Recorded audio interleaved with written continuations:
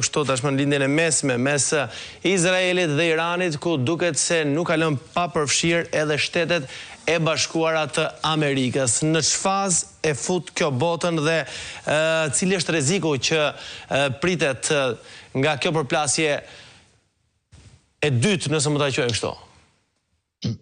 Por rreziqet janë shumë dimensionale, mund të them përpos një lufte, mund të them nga goditja që ka filluar në 13 qershor nga ana izraelite. Po.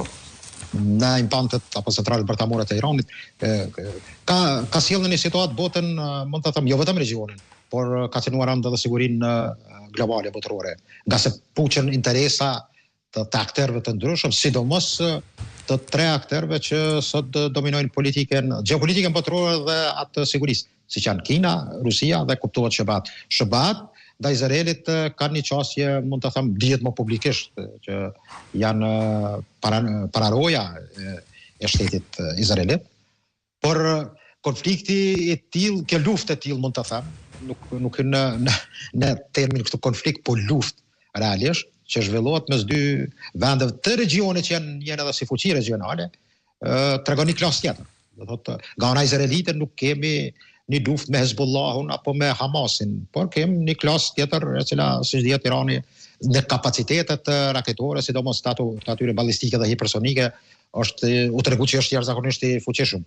Por mendoj që amerikanët kyçjen e kanë bërë nga se kanë parë që Izraeli nuk gjendet në pozitë në aspektin ushtarak, po flas, në pozitë të mirë, nga se dominon.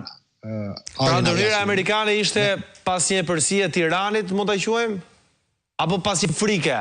Po, mund të them, shef, ki për shembull gazetën Haaretz në Tel Aviv, që jap të dhëna shumë interesante dhe prognozon që Izraeli ka luftë me Iran, po mos ndërhyjë në Amerika. Do thotë, sepse nga gjithë ato rezervat, magazinimet, municionet, mund të them, edhe për flotilën e avionëve luftarake izraelit, materialet e rezervë ose raketat mundën edhe të paksohen.